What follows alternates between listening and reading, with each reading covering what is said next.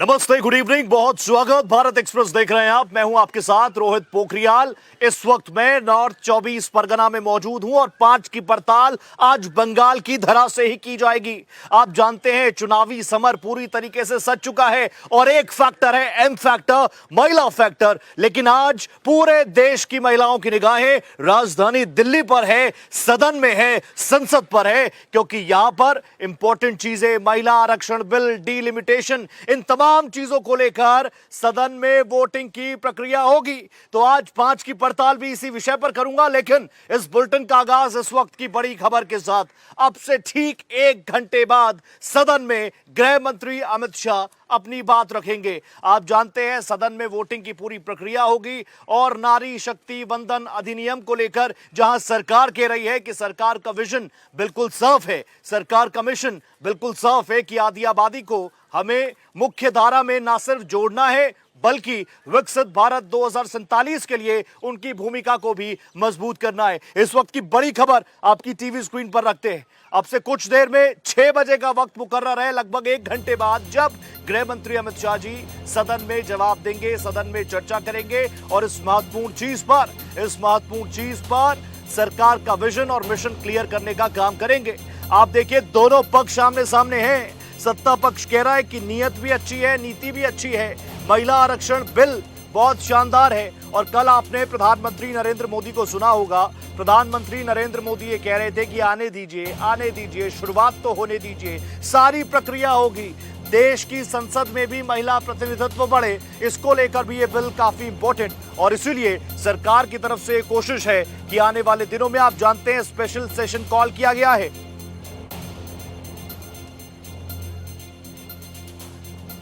तो वार पलटवार का दौर तो लगातार चल रहा है, लेकिन इस बीच leader of opposition Rahul Gandhi ने भी अग्रेसिव अंदाज में इस पूरे मामले को लेकर सरकार की मंशा पर सवाल खड़े किए हैं। यहां तक कि उन्होंने कह दिया कि ये जो चीजें चल रही हैं ये राष्ट्र विरोधी हैं, देश विरोधी हैं। Leader of opposition Congress party Rahul Gandhi ये साफ कर रहे हैं कि हम भी चाहते हैं, हमारी सरकार का भी विजन और मिशन है कि हम हमारे देश की महिलाओं को आगे बढ़ाएं, उनका प्रतिनिधित्व सदन से लेकर हर जगह तक हो। विकसित भारत 2047 में देश की महिलाएं अग्रणी भूमिका निभाए। लेकिन सरकार की मंशा ठीक नहीं है। सरकार जो है, ये जो बिल लेकर आ रही है महिला आरक्षण, ये देश विरोधी है। और राहुल गांधी ने आह्वान किया सदन से, लीडर ऑफ अपोजिशन है, उन्होंने कहा हम सरकार को ऐसा नहीं करने देंगे। तो अब आप देख लीजिए, राहुल गांधी बिल्कुल अग्रेसिव अंदाज में नजर आ रहे हैं और इस पूरे मुद्दे को लेकर वो कह रहे हैं कि सरकार की ना नीति ठीक है, ना नीति में क्लैरिटी है, ना नीयत इनकी साफ है, ये देश विरोधी काम कर रहे हैं। और Congress party Rahul Gandhi leader of opposition के तौर पर, देश के एक प्रतिनिधि होने के तौर पर, सरकार को ऐसा नहीं करने देगी। क्या कुछ कहा राहुल गांधी ने, एक बार सुन लीजिए जरा। What you're doing, because you're scared of what is happening in the politics of this country. You're scared of the erosion of your strength. You're trying to rejig the Indian political map. You have done it in Assam, you've done it in Jammu and Kashmir, and now you're imagining that you can do it in India. And you need a constitutional amendment to do that. Now let me explain what you are doing. You are telling the South Indian states, you are telling the northeastern states, you are telling small states in India that in order for the BJP to remain in power, we are going to take away representation from you. This is nothing short of an anti-national act. This is what you are doing. And under no circumstances are we going to allow you to do it. So I am telling you very clearly right now that the entire opposition is going to defeat this attempt of yours to attack the nation state and deprive OBCs and Dalits of their rightful place in society. तो आपने सुना leader of opposition Rahul Gandhi को, लेकिन आप देखिए आधी आबादी की बात को लेकर कांग्रेस भी कह रही है कि हमें कोई दिक्कत नहीं है, साफ नियत के साथ आप लाइए, आधी आबादी को आगे बढ़ाइए। लेकिन जिनके लिए चीजें आ रही हैं, कई महिलाओं के भी रिएक्शन है। सबसे पहले क्योंकि सदन पर सबकी नजर है, कई महिला सांसदों ने इस पूरे बिल को लेकर रिएक्ट किया है, वो भी आप सुनिएगा। साथ ही लोकसभा स्पीकर रही सुमित्रा महाजन जी क्या कुछ कह रही है, किस तरीके से वो इस बिल को देख रही है, कुछ रिएक्शन है, आप सुनिए जरा। He was going through his childhood traumas and then he took us through the magic show जो उन्होंने बचपन में देखा था, एक मैजिशियन के टेबल पे, और उसको उन्होंने जंजीरों से बांधा था और उनको रात को थरथरा के कंपन होते थे और दादी कहानियां सुनाती थी, and it was a nuisance. अध्यक्ष जी ने भी उन्हें कहा कि आप ये बंद करिए। जो बिल में लिखा है वो बिल्कुल क्लियर है कि विमेन रिजर्वेशन के आड़ में डिलिमिटेशन करना चाहते हैं। जनगणना जरूरी होती थी एक डिलिमिटेशन के लिए, उसको हमेशा के लिए उड़ाना चाहते हैं। कुछ अच्छा सा स्क्रिप्ट बना के कुछ बोलते जा रहे हैं। I mean it's very entertaining, that's all I can say, nothing concrete. Calling हमारे प्रधानमंत्री का मैजिशियन, ये सब ठीक नहीं है ना सब करना।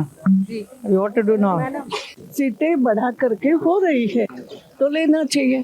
आगे आपको जो होगा 5 साल बाद एक बार इलेक्शन हो जाए, अगले इलेक्शन में और कुछ हो सकता है। मेरी नहीं समझ में आ रहा है कि इसमें विरोध की बात क्या होना चाहिए। तो देखिए पूरा देश वैसे तो चाहता है, हम भारतवर्ष में रहते हैं, महिलाओं को यहाँ पर पूजा जाता है, देवी का स्थान है, लेकिन बावजूद उसके कई जगहों पर समाज का ये वर्ग खुद को बहुत पीछे महसूस करता है और उसको आगे लाने का काम भी भारतवर्ष ही करेगा। और देश के सदन पर इस वक्त सबकी निगाहें हैं। वोटिंग आप देखेंगे, वोटिंग की भी प्रक्रिया होगी, लेकिन कुछ ग्राफिक्स आपके सामने है कि डीलिमिटेशन क्या है, इससे क्या कुछ बदलेगा, कैसे संसद के अंदर महासंग्राम चल रहा है। प्रियंका गांधी वाड्रा कह रही हैं कि मैं कहती हूं कि बार बार बहकाने वाले पुरुषों को महिलाएं जल्दी पहचान लेती हैं, सावधान हो जाइए नहीं तो पकड़े जाएंगे, ये कह रही हैं प्रियंका गांधी वाड्रा।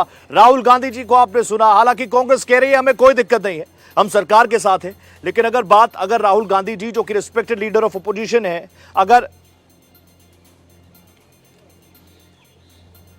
तो अब देख लीजिए प्रधानमंत्री नरेंद्र मोदी क्या कह रहे हैं। साउथ हो, नॉर्थ हो, ईस्ट हो, किसी के साथ भी अन्याय नहीं होगा, क्योंकि एक नैरेटिव ये भी है कि साउथ जिसने अच्छा परफॉर्म किया, नॉर्थ ईस्ट जिसने अच्छा परफॉर्म किया, उनको क्या सजा मिलेगी। और नॉर्थ वर्सेस साउथ की लड़ाई में प्रधानमंत्री कह रहे मेरी गारंटी है, मैं वादा कर रहा हूं महिलाओं के साथ कुछ गलत नहीं होगा। इसके अलावा स्टेट्स, क्योंकि स्टेट्स मेक द नेशन, तो स्टेट्स के साथ भी किसी तरीके से जो उनका क्षेत्राधिकार है उसमें किसी तरीके का हस्तक्षेप नहीं होगा, किसी के साथ अन्याय नहीं होगा।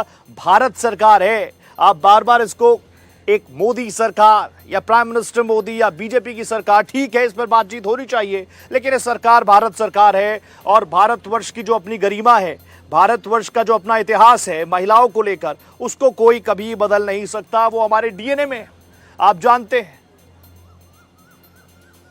तो प्रधानमंत्री का यह आह्वान, लेकिन क्या विपक्ष इस बात को मान रहा है? इसके अलावा विपक्ष कई टेक्निकल पॉइंट्स को लेकर भी बात कर रहा है कि आप महिला आरक्षण की बात तो कर रहे हैं, लेकिन आप जो डीलिमिटेशन है उसको लेकर कम से कम एक क्लियर रोड मैप तो रखिए, क्योंकि जब तक वो चीजें पूरी नहीं होगी, वो रोड मैप पूरा नहीं होगा जो देश का एक आम नागरिक, एक आम सांसद, एक आम प्रतिनिधि चाहता है, एक आम महिला चाहती है कि उसको उसका फायदा मिले, वो कैसे होगा। ये भी आरोप है क्योंकि कई स्टेट्स में चुनाव है, वहां पर आप इस वर्ग को साधना चाह रहे हैं, जैसे 2023 में आपने बिल पास किया, उसके बाद से अब तक क्या, और जो जनगणना है वो भी कहा जा रहा है 2011। तो ऐसे में कुछ ऐसे टेक्निकल पॉइंट्स है जिसपे विपक्ष कह रहा है कि हमें संदेह हो रहा है, हमें कंफ्यूजन हो रही है, हमें डाउट हो रहा है। और एक युवा होने के नाते अगर किसी एक शख्स को भी डाउट है, विपक्ष को भी जनता ने ही चुना है, विपक्ष कोई अपनी मर्जी से जाकर विपक्ष में नहीं बैठा। राहुल गांधी जी सांसद है, लीडर ऑफ अपोजिशन है, जनता की आवाज है, ऐसा सब मानते हैं। लेकिन प्रधानमंत्री नरेंद्र मोदी भी क्या कह रहे हैं, देश की जनता को वो भी सुनना चाहिए। लीडर ऑफ अपोजिशन क्या कह रहे हैं वो भी सुनना चाहिए, और उसके बाद अपने आंख, कान, नाक, अपना दिमाग, अपना प्रेजेंस ऑफ माइंड आपको खुला रखना होगा। एक जबरदस्त पैनल मुझे स्क्रीन पर नजर आ रहा है, जल्दी से तारुफ करा दूं। मेरे को अनामिका पासवान जी नजर आ रही है, प्रवक्ता है भारतीय जनता पार्टी की। अनामिका जी, आपको मैं नमन कर रहा हूं, नमस्ते कर रहा हूं, बहुत स्वागत कर रहा हूं अपने इस प्लेटफॉर्म पर। मेरे को कांग्रेस की one of the strongest voices Asma Tasleem ji नजर आ रही है। आसमा जी, आपका इस्तकबाल है, नमस्ते कर रहा हूं आपको। और पूजा मिश्रा जी प्रवक्ता हैं, तेज तरार प्रवक्ता समाजवादी पार्टी, वो भी मेरे साथ जुड़ेंगे और नीति जी भी मुझे ज्वाइन करने वाली हैं। शुरुआत अनामिका जी मैं आपके साथ ही कर लेता हूं।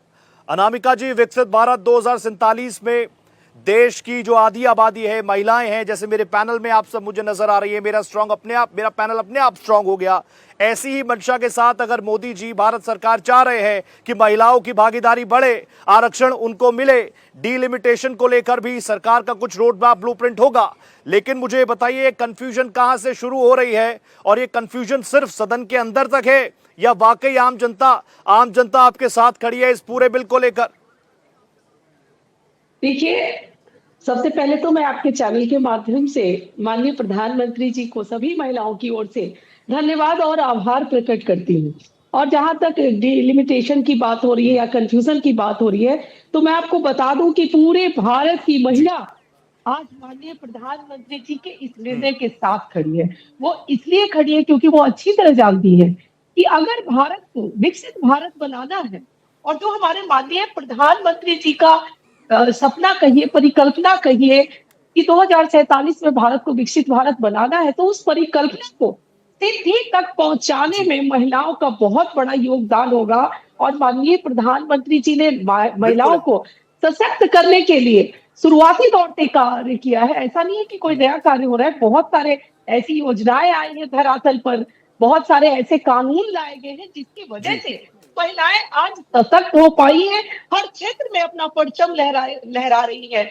आप देखिए, संविधान तो हमारे बाबा साहब भीमराव अम्बेडकर जी ने लिखा और बाबा साहब की एक लाइन मुझे याद आ रही है। बाबा साहब भीमराव अम्बेडकर साहब ने कहा था कि मैं किसी भी समाज की समृद्धि का अंदाजा इसी बात से लगा लेता हूँ कि उस समाज में महिलाएं कितनी समृद्ध हैं। तो माननीय प्रधानमंत्री जी ने उस लाइन को बहुत अच्छी तरह से पकड़ा और जिस तरह से बाबा साहब ने महिलाओं को आगे बढ़ाने की एक लड़ाई लड़ी, ठीक उसी प्रकार माननीय प्रधानमंत्री जी भी ये चाह रहे हैं कि महिलाओं की भागीदारी यानी आधी आबादी तो अभी तक राजनीति से अछूता थी, कहीं ना कहीं अब उनको अपना हक मिलना चाहिए। और ये जो बिल है ये बहुत महत्वपूर्ण और ऐतिहासिक क्षण होगा भारत की महिलाओं के लिए कि अब महिलाएं राजनीति में सक्रिय रूप से बहुसंख्यक के साथ अहम भूमिका अदा करेंगी। ओके, इन बातों से तो कोई भी डिसएग्री नहीं करेगा। मैं आसमा जी आपके पास आ गया। आसमा जी प्लीज आप मुझे बताइए, आप भी एक बहुत स्ट्रांग महिला है, मेरे साथ पैनल पे बैठती है, कांग्रेस को जानती है, समझती है। जो बातें पासवान जी ने कही अभी, आपको नहीं लग रहा कि अगर उस दिशा में चीजें जा रही हैं, आपको डाउट क्यों हो रहा है? प्राइम मिनिस्टर नरेंद्र मोदी सरकार कुछ भी करे, क्या उस पर डाउट करना ही विपक्ष का एकमात्र अधिकार है? Hi Rohit, hello to all my co-panelist. Hello ma'am, मुझे हंसी आ रही है मैम कि आप लोग ये सवाल पूछ रहे हैं कि हमने वुमेन रिजर्वेशन बिल सपोर्ट नहीं किया है। Then you must go back into 2023 and check. Unanimously सारा अपोजिशन ने कहा वुमेन रिजर्वेशन बिल हम वेलकम करेंगे, हम सपोर्ट कर रहे हैं। तो ये कहां से बात आ रही है कि हमने वुमेन रिजर्वेशन बिल पास नहीं करने दिया या हमने कुछ अपोज किया है? हम तो हमेशा से, we are the pioneers of women reservation. Rajiv Gandhi ने स्टार्ट किया था 1989 में, वो लेके आए थे म्युनिसिपैलिटी और पंचायत राज में। आज more than 30 lakh women are the representatives of it. So ये कहां से बात उठी है कि हमने वुमेन रिजर्वेशन को अपोज किया? वो तो आपने पास कर दिया है 2023 में। अब मेरा सवाल ये है कि आपकी नीयत साफ है, बीजेपी की नीयत साफ है, तो वुमेन रिजर्वेशन को डिलिमिटेशन से मत जोड़िए। आप 543 सीट्स पे 1/3 रिजर्वेशन दीजिए, सीधी साफ बात है। Why to get into the process of delimitation and census? जब आप सेंसस नहीं कर रहे हैं ये बोल करके अमेंडमेंट ला रहे हैं। 82 आर्टिकल में 3rd क्लॉज में एक अमेंडमेंट है कि सेंसस को डिलिमिटेशन करना जरूरी है। But when you are detaching it both, why can't you detach women reservation with delimitation? सीधे सीधे आप कर दीजिए, हम लोग अभी सपोर्ट करेंगे। You should pass it right away. Like Rahul Gandhi ji has mentioned, the criteria is not at all about women reservation.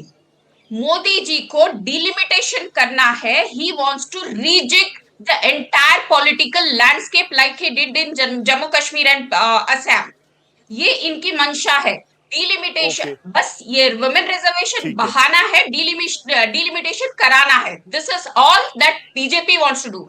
आपके इंटेंशंस क्लियर होते ना तो अभी पास करिए 1/3 on 543 seats, we will completely stand with you. जी। Delimitation का ये जो आप मुद्दा उठा Okay. के लाए हैं ये गलत है। We will see that जी। your delimitation is getting defeated in the parliament. हम अपोज करेंगे, हम डिलिमिटेशन के साथ नहीं है। विमेन रिजर्वेशन है, 1/3 पास करिए on 543। We are here with you Done. Standing for the women of India. No, don't play around the bush के women reservation को हम आसमा जी प्लीज आप ही कंटिन्यू कीजिएगा, लेकिन क्या है ना, मुझे मैं जानता हूं आसमा जी आप बहुत होमवर्क के साथ आती हैं आसमा जी, इसलिए मेरे दर्शक जो सुन रहे हैं ना, कई सारे दर्शक ये डीलिमिटेशन क्या है, इसका वुमेन रिजर्वेशन से कनेक्शन क्या है, डीलिमिटेशन से क्या होगा, परिसीमन क्या है, परिसीमन आयोग कैसे काम करता है, मैं चाहता हूं कि इन सवालों पर भी हम खुलकर बात करें। पासवान जी तुरंत आ रहा हूं आपके पास, लेकिन आसमा जी प्लीज आप मुझे बताइए, ये परिसीमन तो होना चाहिए ना, जितनी डेफिनेशन मैंने जानी, जितनी डेफिनेशन मैंने समझी, ये शो जितना मेरा है उतना ही आप सबका है, जितने दर्शक मुझे देख रहे हैं उतना ही आपको देख रहे हैं, और हम सबकी जिम्मेदारी है कि उनके सामने एक क्रिस्टल क्लियर तस्वीर तो हम लाने का प्रयास करें, हमारे बस में जितना हो। परिसीमन जरूरी है कि नहीं है, क्योंकि जनसंख्या बढ़ रही है, वहां पर जिले बढ़ने चाहिए, प्रतिनिधित्व बढ़ना चाहिए। एक इलाके में मान लीजिए आज से 10 साल पहले 1 करोड़ की आबादी थी, कुछ वक्त बाद डबल हो गई, तो वहां की सीट्स नहीं बढ़नी चाहिए, इस दिशा में सरकार को नहीं सोचना चाहिए क्या? रोहित, ऑफ कोर्स डिलिमिटेशन जरूरी है, मगर डिलिमिटेशन का क्लॉज क्या था? Okay. ये सेंसस ऑफ 2029 का क्लॉज था, वो मोदी गवर्नमेंट वहां जाकर Yes. ये लोग ने गड़बड़ की है। आप समझिए, डिलिमिटेशन 2011 सेंसस पे क्यों कर रहे हैं ये लोग? ये सवाल का सही जवाब बात है। दीजिए। 2011 की क्या जरूरत है? आप करवाइए बिल्कुल सही बात है। Delimitation 2019 Okay. सेंसस पे जो अपडेटेड है। आप 2011 सेंसस पे कराएंगे तो इतना सारा पॉपुलेशन ग्रोथ का क्या है? I mean would you do justice to it? हमने कराया था 2002 में, कांग्रेस ठीक ने है। कराया था जब delimitation last time based on the 2001 का Okay. 2001 सेंसस। आप 2011 की बात कर रहे हैं जब वी आर ठीक है। Into 2026। What sort of logic BJP comes up with? बिल्कुल सही कुछ बात है। साइंटिफिक बैक्ड एविडेंस है, कुछ है इनके पास? ये बिल्कुल सही कुछ बात है। consultation जो with सवाल the मैंने states आसमा है, जी से पूछा, सब ये कुछ सवाल ये बिल्कुल मेरे को एक वाजिब लगा, और anti-national आसमा जी act जिस है। तरीके से डिटेल्स दे रही हैं, ये एक बड़ा प्रॉब्लम है, या कम से कम आप कह लीजिए जनता के सामने भी ये बातें जा रही होंगी कि भैया 2011 में जो कुछ हुआ उसके आधार पर हम 2026 के लिए बुनियाद मजबूत कर सकते हैं क्या?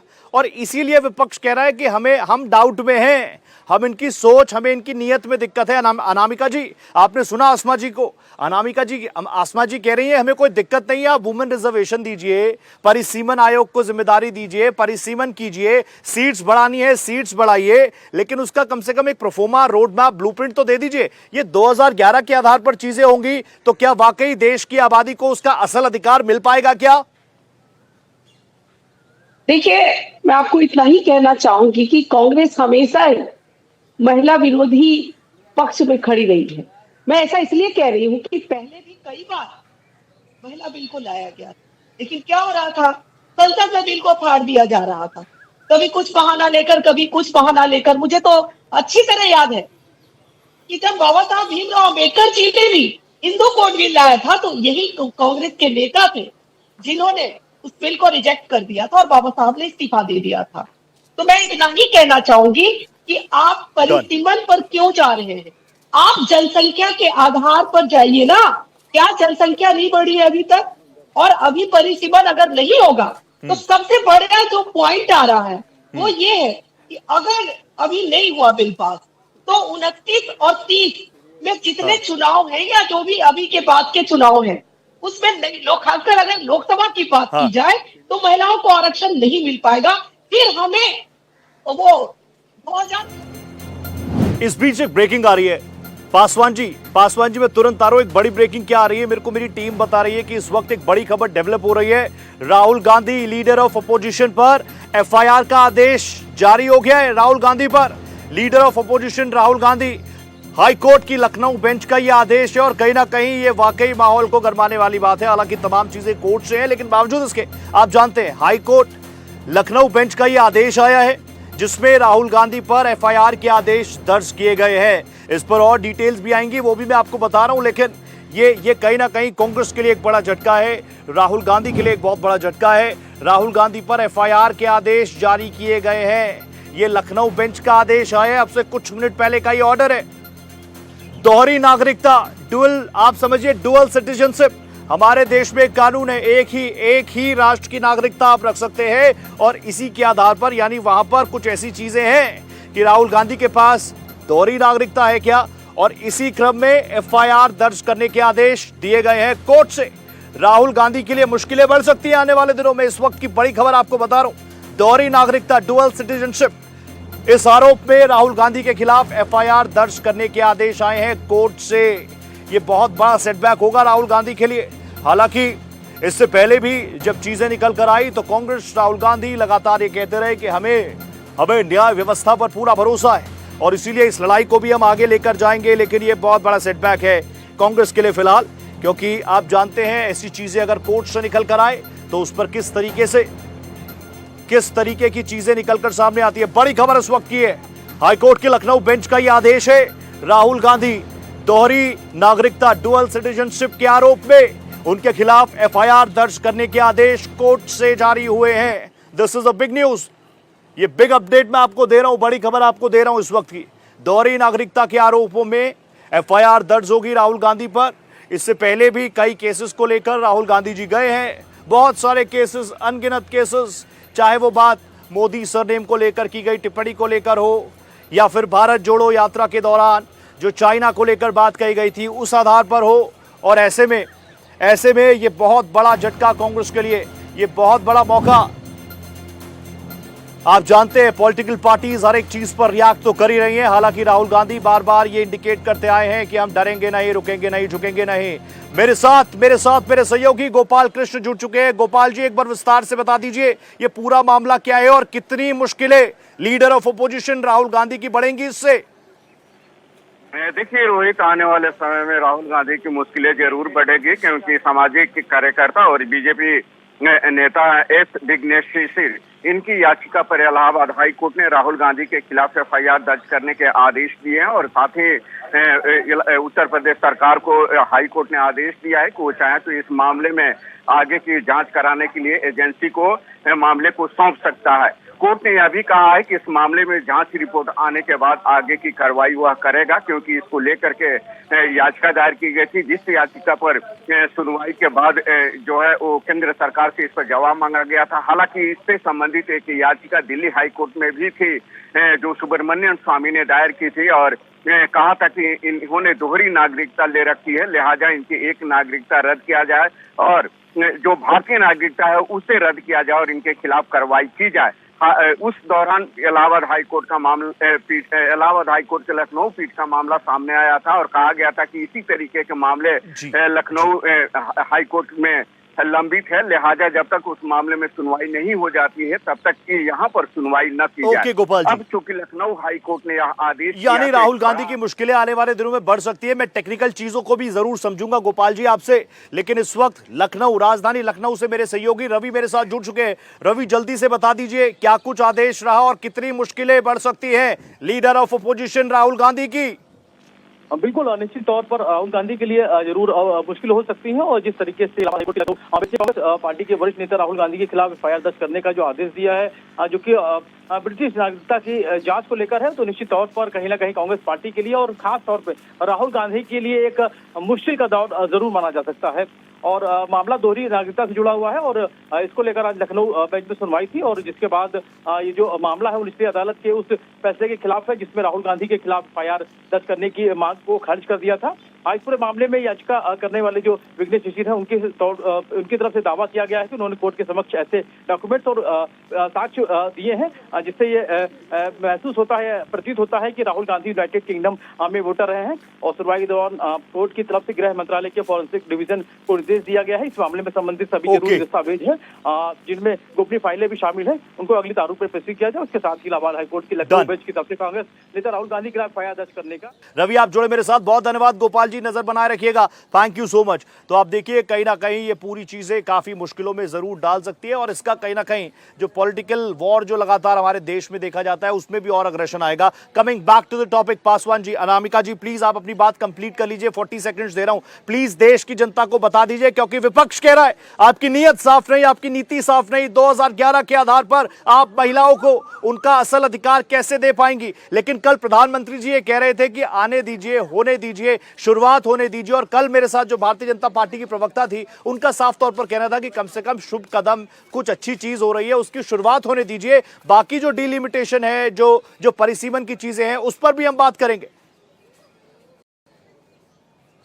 बिल्कुल, पहले आप प्रारंभ तो होने दीजिए। आप प्रारंभ से पहले ही इसको रोकना चाहते हैं, ये गलत है। माननीय प्रधानमंत्री जी अगर चाह रहे हैं कि ये कानून अभी लागू हो जाए और 29 में महिलाओं को उनका राजनीतिक अधिकार मिल जाए, तो क्यों विपक्ष दलों के लोगों को ये लग रहा है कि ये हमारा क्रेडिट नहीं जाएगा, क्रेडिट चला जाएगा मोदी जी को, इससे डर रहा है। इसकी वजह से आप महिलाओं का हक मार रहे हैं, राजनीतिक अधिकार जो अति आवश्यक है। अगर महिलाएं राजनीति में आगे आएंगी तो जिस तरह से वो अपने घर को संभालती हैं, अपने परिवार को संभालती हैं, उनमें देश चलाने की भी क्षमता है, तो उन्हें मौका मिलना चाहिए। और हमारे माननीय प्रधानमंत्री जी के निर्णय के साथ भारत की एक एक महिला खड़ी है। अगर विपक्ष को खड़ा नहीं होना है, अगर उनको विरोध ही करना है, तो आप विरोध अपना करिए, लेकिन महिलाओं के समर्थन में आ जाइए भाई। विरोध करते रहिएगा, लेकिन महिलाओं के समर्थन में लेकिन आपको आना अनामिका जी, क्या बिना विपक्ष के साथ के आप इस बिल को पास करवा लेंगे? जो मैजिकल नंबर्स चाहिए, जो आंकड़े चाहिए, वो अकेले तो एनडीए के पास है नहीं ना।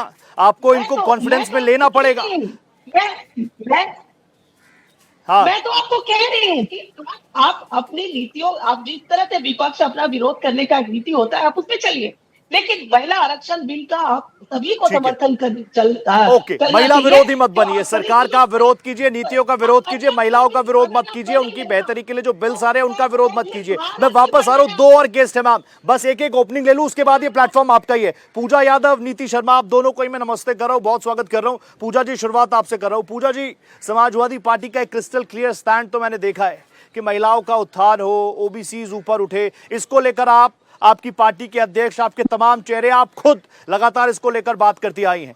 प्राइम मिनिस्टर नरेंद्र मोदी सदन में खड़े होकर बोल रहे हैं कि आने दीजिए, महिलाओं का भला होगा, महिलाओं का भला होगा। समाजवादी पार्टी इस पर सरकार के साथ है या नहीं है? रोहित जी, आपको नमस्कार, साथी वक्ताओं को नमस्कार। मेरा नाम डॉक्टर पूजा मिश्रा है। जैसे समाजवादी पार्टी होने के नाते आपने कहा नहीं पूजा यादव, ऐसे कैसे होगा? डॉक्टर पूजा मिश्रा है। और जो है पूजा मिश्रा जी, परफेक्ट। बार-बार भाजपा की प्रवक्ता कह रही थी कि सारी महिलाओं की तरफ से। क्या आपको लगता है कि जो है कांग्रेस की प्रवक्ता महिला नहीं है, या मैं महिला नहीं हूँ, या जो दूसरे पैनल में बैठी हुई महिला नहीं है? अगर हम जो है नरेंद्र मोदी जी को धन्यवाद नहीं दे रहे हैं, हम उनसे प्रश्न कर रहे हैं, तो हमारा प्रश्न लाजमी नहीं है? ये किस तरीके की बातें चल रही है? अभी आपसे इसे पूछिए, क्या महिला बिल 2023 में नहीं पास हो गया था? सर्वसम्मति से पास हुआ था, अनकंडीशनल पास हुआ, तो उसको लागू क्यों नहीं किया गया? उसको लागू नहीं किया गया। 30 महीने बाद माननीय प्रधानमंत्री जी का मन भटक गया, मन कह रहा है कि नहीं, अब जो है हम इसको करेंगे किससे? परिसीमन से जोड़ेंगे। परिसीमन से कैसे जोड़ेंगे? रोहित जी, बार बार कहा जा रहा है 2011 का सेंसस, 2011 का सेंसस। नहीं, अभी कल ही तो 6 बजे माननीय गृह मंत्री महोदय ने बताया कि सरकार ने अपना फॉर्मूला इजाद किया है। क्या फॉर्मूला इजाद किया हुआ है? इजाद ये किया है फॉर्मूला कि हम पहले 100 गिनेंगे, उसके बाद में उसमें 50 जोड़ेंगे, 50 जोड़ने के बाद में उसका 33% निकालेंगे, फिर 33% निकालने के बाद में फिर जो 33% को जोड़ेंगे।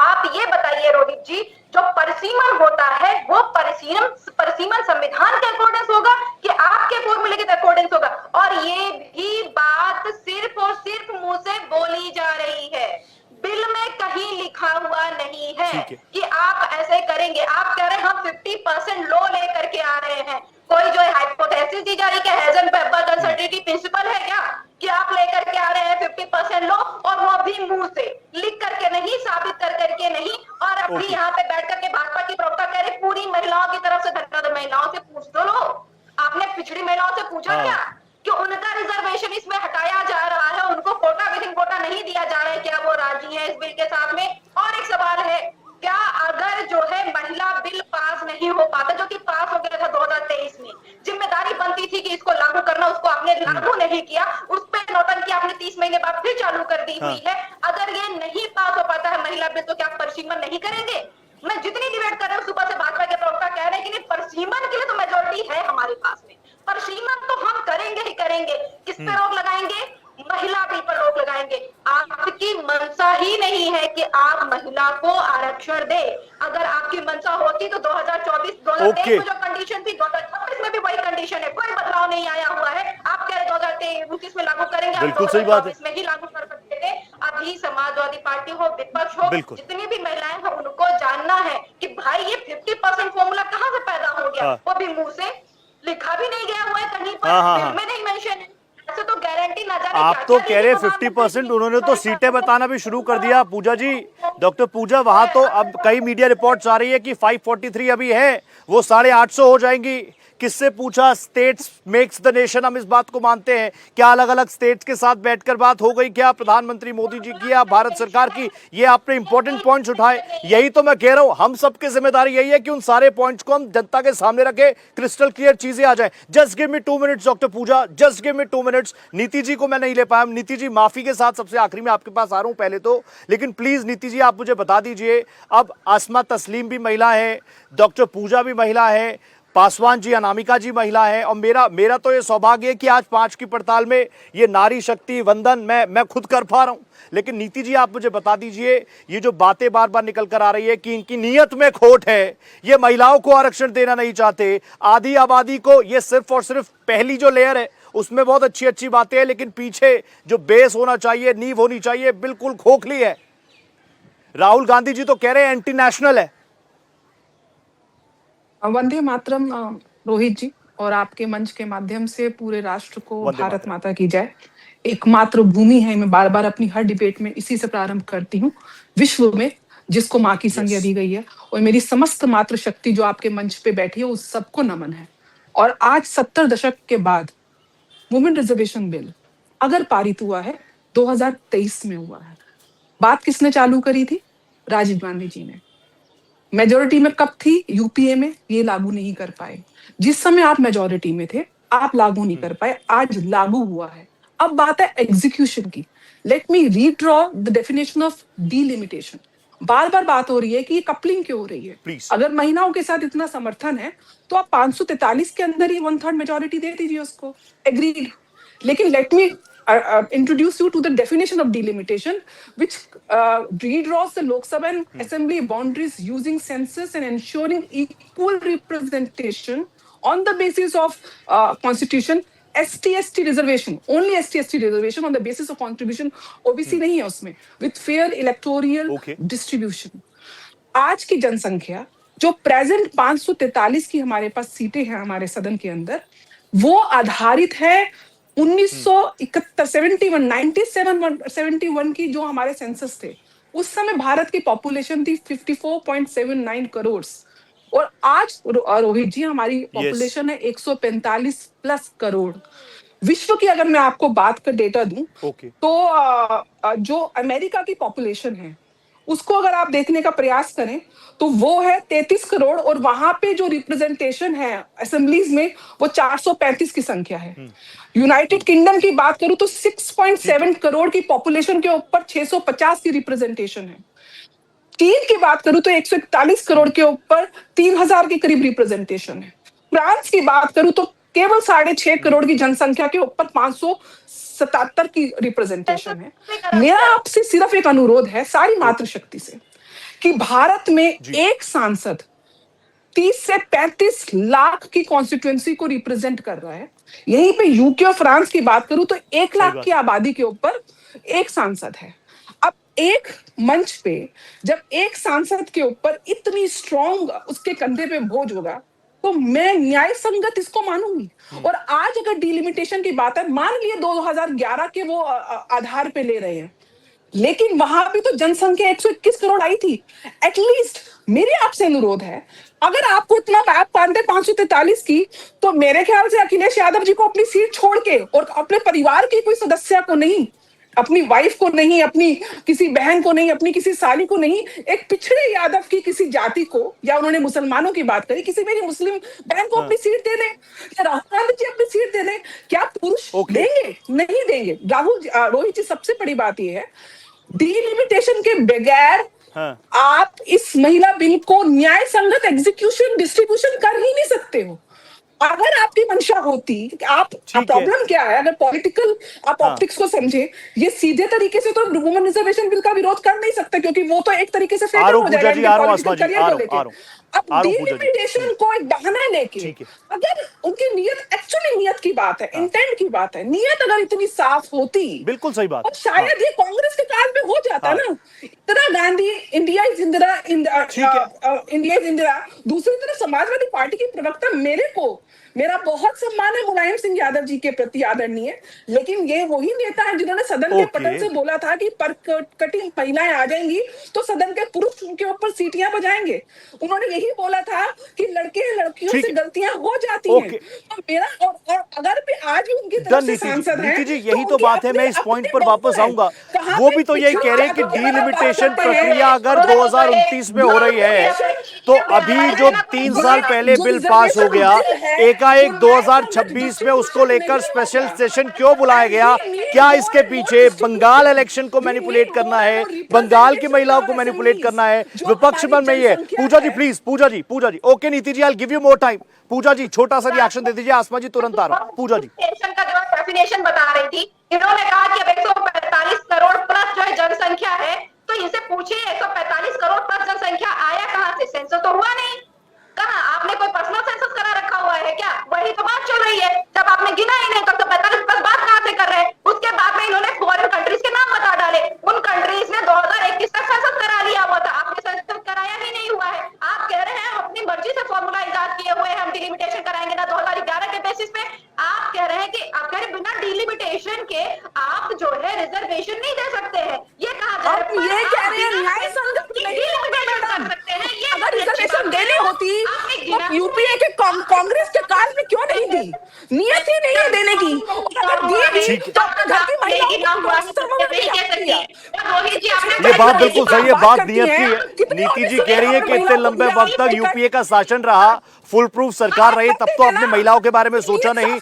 आज भारतीय जनता पार्टी काम करना चाह रही है, तो सवाल पूजा जी, आई कम बैक टू यू। एक बार मुझे आसमा तस्लीम जी के पास जाना पड़ेगा। Asma ji, Pooja ji, I give you more time. Niti ji, I give you more time. एक रिएक्शन मुझे आसमा जी से भी लेना है, क्योंकि इसी बुलेटिन में जो बड़ी खबर आ गई। आसमा जी, मुझे तो आज ये बता दीजिए कि अभी काउंटिंग तो होगी, उसमें कांग्रेस सरकार के साथ, कांग्रेस सरकार के पक्ष में, महिलाओं के पक्ष में वोट करेगा। और दूसरा, अगर एक छोटा सा रिएक्शन आप देना चाहें, जो राहुल गांधी जी के खिलाफ एफआईआर के आदेश कोर्ट से आए हैं, how do you see this ma'am? How do Congress see this? Asma ji. Well, Rohit, I was listening to all the allegations made against, while UPA was in power 2010 में बिल को पास किया गया था. Please, somebody has to read the history before they come and allege here के सोनिया गांधी जी जब UPA में थी, इनके पास मेजॉरिटी थी, इन लोग ने पास नहीं किया था. Please refer back to the history before you come up. Then 2018 में सोनिया गांधी जी लेटर लिखती है पीएम मोदी से, please think of this women reservation bill. फिर राहुल गांधी भी एक लेटर लिखते थे 2022 में शायद पीएम मोदी को, reminding him about women reservation bill. So please refer back to the history before you come and allege that Congress did not support the women reservation bill. In 2023, it has already been passed. We supported it. For 30 months, Modi government was in slumber. ये लोग 30 महीने सोते रहे without implementation. 30 महीने क्या कर रहे थे बीजेपी वाले? They must respond to this. Why didn't they implement it at that time right away? They made a plan. This was a plan. चलो अब women reservation के बहाने से हम लोग delimitation जो anti national एक exercise है इसको पास करा देंगे.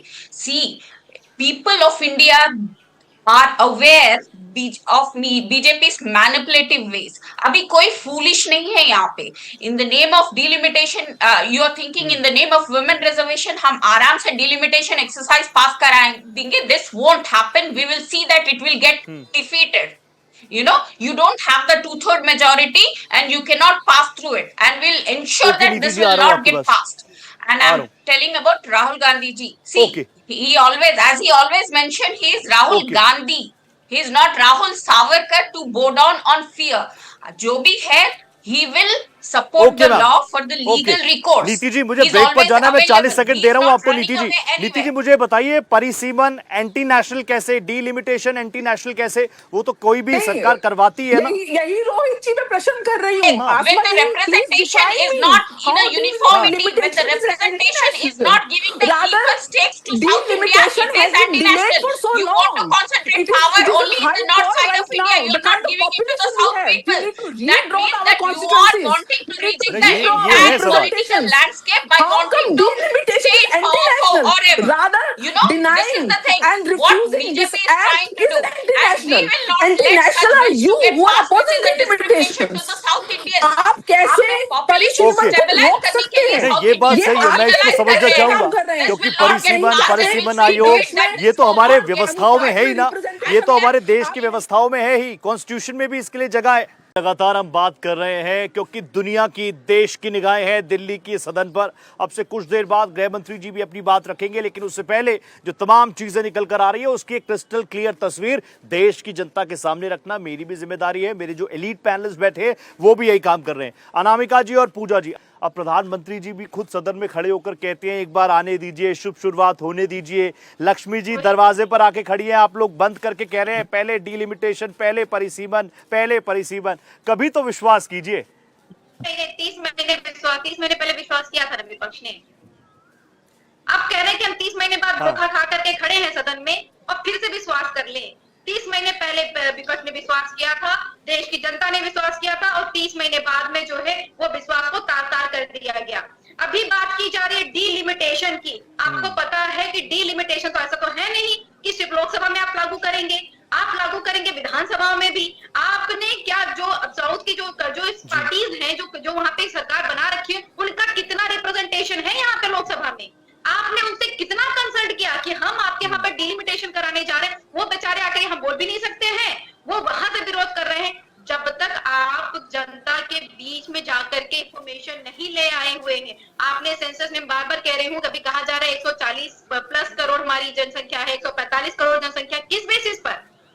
हमारा सेंसस ये हवा में बात करने वाली चीजें नहीं है कि आप हवा में बात कर लीजिए. सदन में एक बिल पेश हुआ है, वो बिल अगर पास होता तो आगे चल करके लॉ बनेगा. वो मुख से बोले गए वाले शब्दों से नहीं बनेगा. उसके लिए आपको आंकड़े चाहिए होंगे और आपने सेंसस को दरकिनार कर दिया. आप सेंसस नहीं कराना चाहते, आपने फोकस भी नहीं किया. आप रोहित जी ऐसे देखिएगा कि अगर ये चाहते तो 2023 में जब बिल पास हुआ तो उनका पूरा फोकस होता कि हम सेंसस कराने में लगे हुए हैं, हम सेंसस कराने के बाद में डिलिमिटेशन पे फोकस करते. फिर अगर मान लीजिए 2027 या 28 में सरकार आती है, वो कहते कि हम सेंसस नहीं करा पा रहे हैं पूरी तरीके से, डिलिमिटेशन में बहुत टाइम लग जाएगा, तो हम लोग ऐसा काम करते हैं, डिस्कस करते हैं इस पे और इसको 2029 में लागू करते हैं. ये दिखा रहा है कि 30 महीने तक चुपचाप बैठे रहे, उसके बाद में आकर के खड़े होकर कहते हैं कि नहीं अब इसको डिलिमिटेशन के साथ में किया जाएगा और with 50% load that they themselves have design. Pooja ji मंशा क्या है इनकी? पूजा जी आपको क्या लगता है इनकी मंशा क्या है? क्यों ये 30 महीने बाद जागे? इनके इसके पीछे का मोटिव क्या लग रहा है आपको? जी आप बताइए, अगर विपक्ष समर्थन नहीं देता है, आपको पता है कि अगर ओबीसी का रिप्रेजेंटेशन, अभी बार बार मैं कह रहा हूँ कोटा विद इन कोटा, पंचायती राज में कोटा विद इन कोटा है और बहुत सारे राज्यों में कोटा विद इन कोटा है, बहुत सारे प्लेटफॉर्म पर कोटा विद इन कोटा है. तो यहाँ पे कोटा विद इन कोटा की अगर बात कर रहे हैं, अगर वो नहीं दिया जाता तो विपक्ष समर्थन नहीं करेगा, समाजवादी पार्टी समर्थन नहीं करेगी. और अगर जो है डीलिमिटेशन की बात को फिक्स किया जाता तो भी समाजवादी पार्टी समर्थन नहीं करेगी. पर ये कौन तय करेगा रोहित जी कि महिला बिल अगर रुक जाएगा, डिलिमिटेशन नहीं होगा? सरकार की मंशा है, डिलिमिटेशन तो करेगी ही करेगी. महिला बिल को रोकना है, इसलिए उसको जाकर के उससे संबंध कर दिया गया. उससे संबंध होने के बावजूद भी अगर ये महिला बिल रुकता है तो डिलिमिटेशन फिर सरकार कराने के लिए रहेगी. सरकार के सिर्फ और सिर्फ अपने according okay ma'am, okay Pooja ji, points noted. Points noted, strong points आपने दे दिए। नीति जी जल्दी से आप मुझे बता दीजिए, 1.5 मिनट नॉन स्टॉप दे रहा हूं नीति जी। नीति जी देखिए, विपक्ष की भी तो आप मजबूरी समझिए। विपक्ष कह रहा है हमने 2023 में विश्वास किया तो विश्वासघात कर दिया। हमने तो कहा महिलाओं को आगे बढ़ाओ, आरक्षण बिल आप लाए हैं, रिजर्वेशन लाए हैं, हम आपके साथ हैं। अब वापस से आप उन्हीं चीजों को वापस लेकर आ रहे हैं। ये लोग सिर्फ इसीलिए उनको शक हो रहा है नियत पर, इसलिए दे आर डाउटिंग। नियत, रोहित जी मैं बार बार यही बोल रही हूँ, अगर नियत पे शक होता तो हमारी सरकार के अलावा आप लोग, जो मैंने पहले तर्क दे दिया, आप लोग ये बिल लेकर आ चुके होते।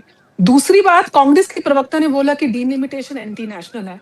तो ma'am, for your kind information, 1952, 1962, 1972 and thereafter 2002 आपकी सरकार के द्वारा ही डिलिमिटेशन कमीशन को गठित किया गया था, उस एक्ट को बनाया गया था। उसी एक्ट के रूल्स एंड रेगुलेशन के अनुसार आज 2011 की सेंसस के ऊपर डिलिमिटेशन को एग्जीक्यूशन की बात है। और जो नियत की बात है ना, बार बार मैं यही बोल रही हूँ, आप 543 की रिप्रेजेंटेशन को 140 करोड़, मैडम मेरे को पता है सेंसस नहीं हुआ है, अभी हो रहा है, प्रक्रिया में है, लेकिन डेटा अपडेट होते हैं मैडम। आप गवर्नमेंट साइट्स में जाके देखिए।